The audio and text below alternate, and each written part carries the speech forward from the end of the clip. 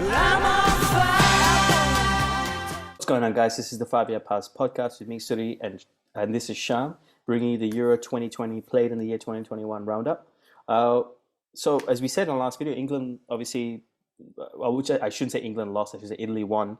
Very tactical masterclass by Mancini, as we kind of rounded up that was what it was at the end of the day. An experienced manager versus a very inexperienced manager, and a largely inexperienced team when it came down to penalties.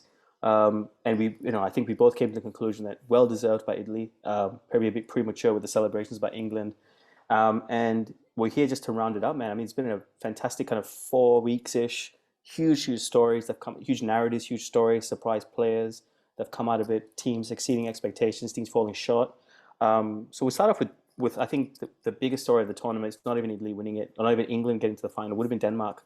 The heroic journey, the kind of every World Cup, every year, more World Cups, I think, if you had to ask me, but the heroic journey of a team. And I think Denmark starting off with just a tragic story, tragic, but thank God, not fatal story of Christian Eriksen, who played for Spurs and now famously playing for Spurs, now for Inter Milan, had a cardiac arrest and coming out with his team, the way the team kind of performed, man. I mean, I think back on that day because I watched it live with my girlfriend's dad, who's Danish, and I remember him getting very emotional and watching the game, and the Danish players kind of forming a barrier. The whole kind of situation. I don't want to go into it too much because it is quite a lot to explain about, but that would have been the biggest story. And then from that going on to England, and losing the way they did to England was in a way in itself quite heroic. I mean, what do you think of the whole thing, man? I thought we've talked about it many times. I think we've talked about nearly every episode we've brought up Denmark. But, I mean, have you seen anything like you've watched football for a good 8 to 10 years more than I have, just because you're slightly older. But what do you think of it? I mean, have you seen anything like it? Yeah. Have you seen anything like it in terms of like a heroic journey? I think South Korea might have been the closest thing in 2002, but it doesn't come as close in terms of the narrative and the story. Yeah, the only thing that came to mind for me was Cameroon in 1990 when they beat Maradona's Argentina. Yeah, the opening game. Made the quarters 2-0 up against England and lost in extra time. They had 2 men sent off. That's probably and it was because no African team had really pushed that hard before in the World Cup. Yeah. But this had that whole element of life and death thrown in. Denmark hosted their group stage games, and so they were looking for this big festival of football that just turned on its head with what happened with Eriksen. And yeah, you talk about, we talk in football about, how players can handle pressure situations and all that. The Danish captain, Kjær, just the way he handled that, even consoling the wife of Eriksen, all the other players, the way he brought everything together. I don't know. I said it, I think once before, I think he deserves a Nobel Peace Prize. Like, he was that impressive in the way that he handled that. And the Danes took a little while to recover. They lost that game. They probably shouldn't have played, but decided to, and that's, credit to them. Whether they played or not, you can't blame them. But they did have the option to play the game that day or the next day, and they chose to just get on with it. They lost that game in the second one, and it just looked like they were going home. And then against Russia, that game they had to win convincingly. They did, and they just went on this beautiful run. They kind of ran out of legs a bit against England, and it was just one extra hurdle too many for them. But the way that they played as men through that tournament, and they stuck to their strengths, and they unearthed players, because Eriksen was their main creative hub. He was their number 10.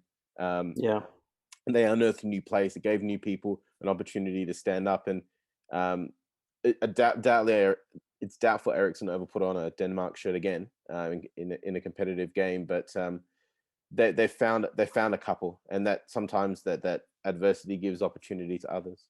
Well, just to that point, let's say Eriksen was injured, right? Like, he did his knee or did a kind of tournament-ending injury. To that point of sometimes a release of their best player releases another player. I'd liken it to, like, I always think of the time in 2006 when Thierry Henry left Arsenal and Fabregas just became this talisman. Although he never won anything with Arsenal, sadly, he just became this new player. Another one would be Rooney when Ronaldo left. He was under his shadow for so many years, and he just became this talismanic. I think he scored 30 goals that year that Ronaldo left. The year after he left, I mean. So yeah, I mean, an incredible story comes to mind, though. I was just going to say, we compare it to South Korea. I mean, I would compare it actually more to Denmark in '92 when they won the Euro. A heroic story without, Kasper Schmeichel's dad, obviously Peter Schmeichel, arguably one of the greatest goalies of all time. I think he won the player of tournament. He's the only other keeper to win player of the tournament under the old system. So, I mean, it's a fantastic story. But let's just move on to a couple of teams, I guess, that surprised and exceeded expectation. You said Spain. I said, I mean, obviously Italy. If to get to the final was exceeding our expectations, um, and in that they kind of unearthed a few players as well. But we talk about Italy and Spain, but I think we kind of picked out Denmark and sorry, excuse me, Denmark, Holland and Spain to kind of fall short, and we were spot on with the Dutch. I think what do you think went wrong for the Dutch that they have to improve on, and what do you think went right for Spain that we didn't pick up? With Denmark, sorry, with the Netherlands, it The was Dutch, interesting. The Dutch, yeah, yeah, not the Danish, the Dutch. yeah. But with the Netherlands, the Dutch, they actually had a pretty good group stage. They played really well for a year leading up to the tournament. Not the year, as in like in up to about the COVID break. Yeah, They actually the played COVID really period. well. Yeah. And then after that, they got De Boer in, and De Boer changed things, and it didn't quite click for them. Hmm. But they found something in the tournament. They actually had quite a good group stage, and they kept that form up. I think they could have upset a few things. With them, it was the Czech Republic they lost to in the round of 16. Yes, it The was. red Yeah. card to De Ligt really lost a lot of momentum for them. They were man down, lost one of their centre backs. It'd be interesting in the next World Cup if they have De Ligt and a certain fellow called Van Dijk playing in the center of the fence for them. Mm. That's kind of their main problem, just that center of the fence, because they were definitely very good going forward. Dumfries, they found one in Dumfries in the tournament. Ronaldo, I think, is an absolute star for them. He's really shown his leadership qualities. It was Yeah. probably something that's a bit unappreciated about his time at Liverpool, because there's always talk about some of the bigger names at that football club, but maybe his leadership might be missed just as much as his footballing But a skills. talent. Yeah. Yeah, and Klopp was. I've not seen a manager that upset at a player leaving for a while. You know, just the way that he left, Klopp was clearly not happy. And you can almost see why, in that he's losing a good footballer and a good leader in Ronaldo. So I think they've got a lot of the pieces And a good human, as they say. and a good human, yeah, Yeah. who's doubled his salary at PSG. Yeah. But I think Van Dijk will make a big difference to them when he comes back. You could almost, with a good qualifying tournament, you could almost put them up there as one of the favorites, to be honest. Yeah. But I think I've heard that De Boer's gone now. Actually, they've got Louis van Gaal back in. There's a lot of talk. Sorry. There's a lot of talk about bringing back Louis van Gaal as the Dutch manager, and he had a good tournament with them in 2014. They beat I was Spain. just going to pause you there. Louis Van Gaal's like John Farnham, man. It's always the last tour for him. Yeah, yeah, with the Be Rolling the next Stones, comeback tour. Yeah, go on, keep going. Yeah, and so I think that they'll be pretty good next tournament. But I do think they needed to get rid of De Boer. I think he's held them back. Funnily enough, for a guy who grew up playing in the Ajax system, he seems to eschew a lot of the traditional Dutch values of football. Playing sort of three at the back is not something they like. With a 3-5-2, they do like that sort of more 4-3-3 style, a bit more progressive and that sort of thing. So I think if they do go to Van Gaal, it's going to get them back a bit more to their cultural roots. Yeah.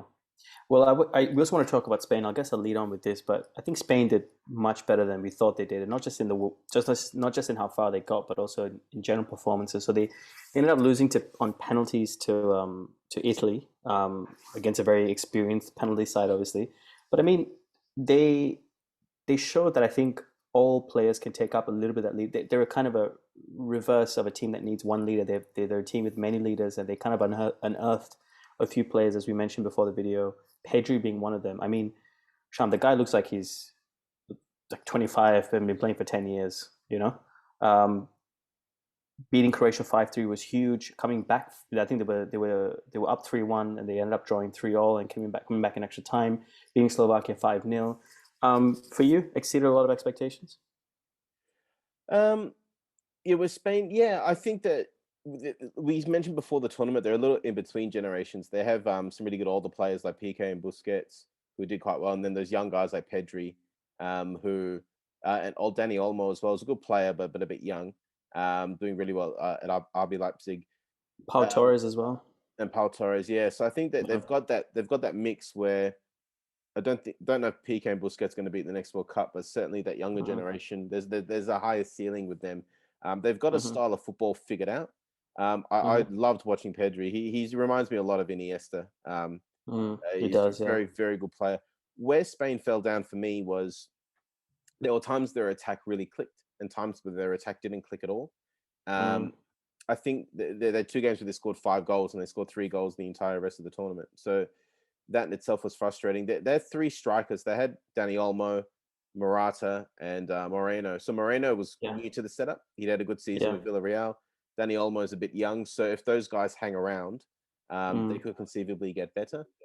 It was a lot of the pressure has come on Morata, who is a great guy, but as a footballer, he's not quite cutthroat enough for that level. He's a very good footballer. Just doesn't seem to have that killer instinct that you need at that level. And Spain had a massive, statistically, the front 3 massively underperformed their expected goals in terms of the chances they had and being able to convert those. Morata missing multiple penalties. I know the spotlight was on him, but still, that's not really that good enough. So if Spain can find a bit more up front, Ansu Fati was a bit pre-COVID. He was the next big thing. He was in amongst it. Yeah, he was playing for Spain.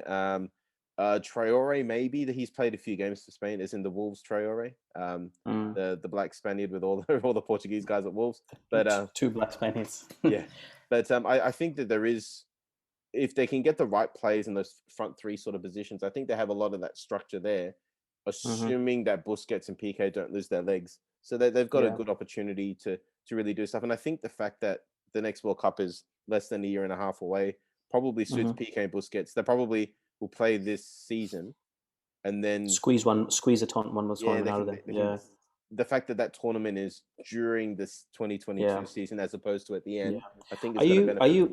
Are you a fan of keeping players like that around, even if they're not playing many games, like Bex did back in 2010? He was kind of just around the camp, but not doing a lot. With Beckham, I think Beckham, because he has that celebrity about him, was a bit more of a distraction. He was injured at that tournament. I think just the whole sort of circus that he brings was not needed by that team at that time. But Busquets and Piqué, I mean, Piqué does a bit. He married Shakira, so there's a little bit of that circus. But Busquets is the right type of guy. It depends. It depends on their form. I do think that if they're playing at the same level, that they probably should go to the World Cup as players.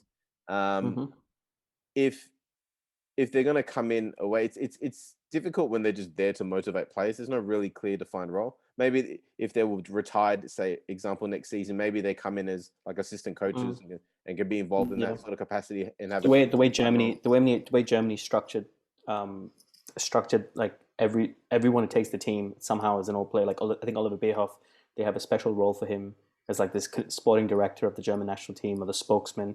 So that's the kind of question I was getting. I have actually at one point I wanted to make it interesting because what worked for Spain, say 10 years ago when they won all the things they won, the 3 cups in a row, was the exact same setup as England, but it didn't work for England, where they had the concentrated best players from the best team playing that team. Well, I'm talking about England in the Rio Jared Lampard days. Spain had the 2 big teams, Barcelona and Madrid, playing together, and that seemed to work for Spain, but it didn't for England.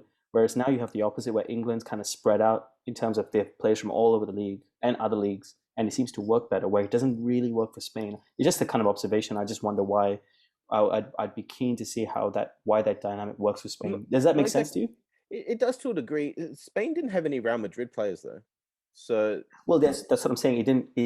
It wasn't like Spain wasn't entirely convincing. They exceeded expectation, but they weren't convincing. They haven't been for a while. They haven't been since they lost that core of Barcelona and Madrid players. Whereas England, I'm trying to say, England has lost their core of United, Chelsea, arguably Liverpool players. They've lost that core and they're kind of spread out now. Their main man is a United centre back, a former Leicester man, and Harry Kane. So it's just interesting. I mean, there's not much we can say about that because I think Qatar will be a better measure of how good teams are, just with the way COVID's been. Let's move on to our last few points here. Surprise player, Shyam. I want you to pick a surprise player, and I'll give you one first. I think Jorginho has just surprised a lot of people this tournament. I'm just thinking back. I was on the train just now, and I was thinking about who I was going to pick, and I was going to pick Schick, which maybe you are, but for me, Jorginho, he plays with a certain poise, and to go and win the Champions League and then go win the Euro in the space of, let's say, 2 months, with the role that he has. I mean, surely he's a shout. I don't think he deserves to win it, but surely he's a shout for one of the best players in Europe in his position at the moment. And the second player I have for you, Shyam, is Ronaldo. The guy still delivers, man. 38, 37. He'll play the next World Cup, probably his last. It's probably He'll his be fifth last tournament. It's probably his yeah, fifth last tournament. yeah. He'll But I go mean, on those two the players for me, just there's not much you can kind of elaborate on Ronaldo. The man's body he's an Adonis at 37. He's still the fastest player in the pitch, the most hardworking player in the pitch. 5 goals in X amount of games, got a couple of assists. I don't want to say surprise, but for me, it was shocking that he didn't even make the team of the tournament. Lukaku was in that position. But yeah, those two players for me. I'll push back Ronaldo a bit. Three of those goals were penalties. I know that they were high pressure penalties, but that does take the gloss off it a bit. And yeah, one of the goals was a tap in. One of the Germany goals was a tap in, but he ran 90 meters for that. And then the Hungary one where he rounded the keeper was a tap in as well. So ruthless in front of goals. It's amazing to watch how he's sort of. We remember him when he was young as this complete flair player who'd do a million step overs, and he's just turned into a ruthless winning machine. You know, you got to give that credit to him that he can do those sort of things. That's what I mean more than the goal scoring. Yeah, the game around him, everything around his goal scoring has not dropped. You know, maybe his goals are getting easier, so to speak. But he works like a 25-year-old. He works like a Kante almost. You know. You see, your players that age, and they'll stand in one position on the pitch and demand the ball, but he's not like that. Exactly. Yeah. Your players? Players for me, I think when I first brought them up, you're a little surprised. So I'm going to go with the two Italian centre backs, Chiellini and Bonucci. Of course, yeah. I think that they had a great tournament. They've been a bit underappreciated, maybe because they've won a lot with Juventus, and everyone's just okay. Well, it's Juventus, they won, you know. They Farmers definitely, League, they have that notion, yeah. Yeah, you know, I think that they've done enough to stand with their ancestors. Those great Italian centre backs of the past, the lineage, yeah. Yeah, and just watching Chiellini, like that's a guy you want to go in the trenches with, and Bonucci as well. But Chiellini's the one who caught my eye probably a bit more. Although funnily enough, it was Bonucci who made the team of the tournament. Yes, with Maguire. With Maguire at centre back, but both of them were equally who also, by the way, had a fantastic tournament as well. Just as a side note. Yeah. Absolutely, yeah. Can I ask you? Do you think he's grown a lot in the last year, Maguire? Do you think this puts Bonucci and Chiellini? You know, it's hard to say them without each other. Same way you say Maldini and Baresi. Do you think this puts them in the pantheon of great Italian defenders? This win, yeah, because Italy's for all of they won 4 World Cups. So they won 2 of them before World War One or World War Two. But since the World Cup, so they won the Euros in '68. They won 2 World Cups. So even those great players like Maldini never won a World Cup. Baresi never won a World Cup.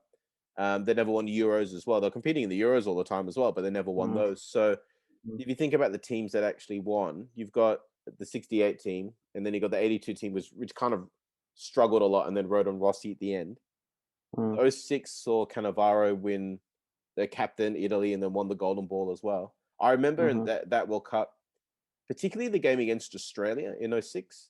Italy had Materazzi sent off in that game about 55 minutes in, and so they're one man down, and their centre backs were Cannavaro and Gattuso.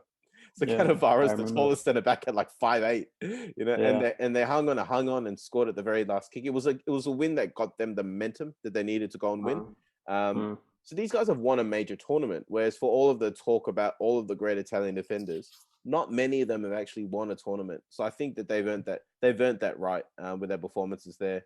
I know you're a fan. I know you're a big fan, and you got me into it, and all of our friends like the art of defending, and I think it's been lost in the last 10, 15 years. You know, if you just look at the Ballon d'Or winners, I think Cannavaro was the only defender who's ever won it. If I'm not wrong. Well, Dini won it once as well. Yeah. Oh, he did the Ballon d'Or. Oh, right. Okay. Maybe World Player of the Year. I forget sometimes. But okay. But one of the top awards. So there you go. So only two defenders have won it, and they've both been Italian. So there you go. Yeah. So I can't agree because I haven't fully saw the great defenders of Maldini, Baresi, but I do understand great defending. Great defending is not about running. I think Maldini said it. If you have to tackle, you haven't done your job as a defender. You know. So we're getting to the last point, which I thought was an interesting point. I saw the UEFA president Kafarin bring it up. The hosting cities, and you wanted to talk about this. Why exactly did they have multiple cities? You had an idea, you knew the idea behind it, which I don't particularly agree with. I think it's given England, for example, an unfair advantage. Denmark was slightly advantaged if they didn't have the incident that happened to Ericsson where they played 4 games in Copenhagen. So you go. Yeah, the idea was it was partly to do with sort of the anniversary of UEFA. I forget which anniversary, but it was partly that, and partly just to give teams an opportunity that would never be able to host a tournament by themselves to have some games. So they had the 12 host cities across the different countries. It did lean itself to massive advantages and disadvantages. England had basically, apart from the Ukraine game, played all their games at Wembley, which is about 150-mile bus trip, 130-mile bus trip. From Clairefontaine. St. George's, so St. George's, yeah. So why I said Clairefontaine. But so funnily enough, all 4 semi-finalists hosted their group stage games. Spain, Italy, Denmark, and England. So there was an advantage inherent in that. It was great to see, I think Ireland got their games moved to England because of COVID. Yeah, Ireland had 2 games. Yeah. Scotland hosted some games. Azerbaijan hosted some games as well. They got it's funny.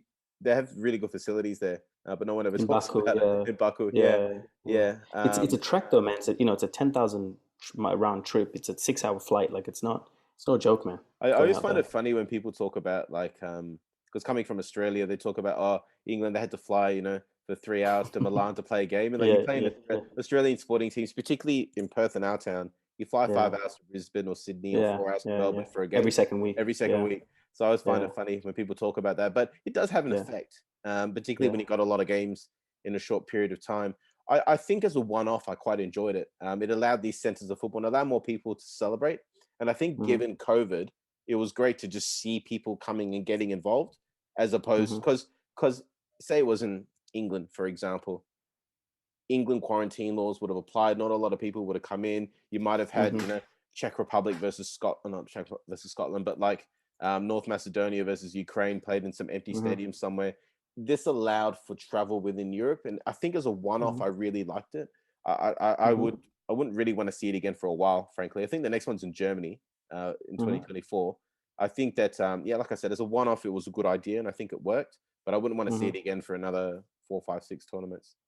Yeah, actually, I remember when I talked to when Bobby Despotowski was my coach. He used to tell me a lot of AFL coaches would actually talk to Ferguson and Wenger's teams about how to take on away games what they did in Champions League tournaments, and actually a lot of the models of away game preparation for teams coming to Perth, the Perth teams going to Melbourne and Sydney is actually based a lot around Premier League, Champions League preparation, which you'd think it'd be the other way around because Australian teams do it so much more often. But, that's quite it's interesting. Although it's quite new in Australian sport. A lot of the national Australian competitions only started, like the Perth teams in the Australian Football League started in 87. 95. Oh yeah, well 94 was the premiership, but in the late 80s, yeah. Yeah, exactly. So there's not a lot of national competitions because of the size of the country. Whereas English teams have been playing in Europe since the mid-50s, for example. And England's a good example because it's on the periphery of Europe. So you have to fly a fair bit as opposed to like the Czech Republic, which is smack in the middle of Europe. So it's a bit easier. Or Germany to France is a bus. Yeah, exactly. Yeah. I remember when Germany hosted the World Cup, the Dutch fans literally walked to games from Holland. And like they walked with camping gear. They slept in tents in some forest and then kept walking for the rest of the next day to get to the game. Yeah, like that's how close the places were. When was this? I think it was the 06 World Cup. Yeah. Oh, right. Oh, the fans, you say? The fans, not the players. So the fans would walk over the German border, to the forest, and then the next day just walk to whatever stadium it was that had the game. That's how close it was. Okay, last thing I have for you before we finish up. Who's going to win the 2022 Qatar World Cup? Your long shot bet.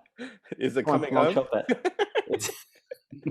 I think the loss might motivate them at this time. I don't like saying this because I like seeing England continually have glorious failure. But I think if you want me to pick someone now, I think England have a bit in them from losing this game. I think France will be very angry at how they performed at this tournament, and they'll come out for the kill. And it might be Mbappe's redemption. So weighing it up between those two, I actually think I'll lean with France just because I think they'll have more of a point to prove, and they have that. This group of players has succeeded before, so they know how to succeed. Well, I think you're not going to see many different in terms of personnel. You're not going to see a lot of different teams from the big teams in this Euro. So you're going to see a lot of similar 11s and 15 players being on the game day squad. So you're right; it's all about motivation and the mental difference between the teams. a team to look out for me, and I like this. I don't think they're going to win, but I think someone who might come close is the Dutch. So I'm gonna go with the Dutch just as my long shot bet. But we'll get videos closer to the date, Sham, for the next few years. So it's gonna be very interesting. Any closing thoughts, Sham, on this Euros? Firstly, I got to commend you for picking Italy, man, before the tournament. I thought they'd do all right. I said they make the quarters. I think you picking Italy as a dark horse. They turned very white very quickly, but I think you did well there. The Italian stallions, man. Yeah, and I think the other thing as well. I think a lot of people were questioning the value of tournaments like this. I think after this tournament, you can see maybe it's just the timing with everything going on in the world, but it was a tournament. I think it is 100% the timing. Yeah. I think it showed the value because we condensed football so much to get this tournament.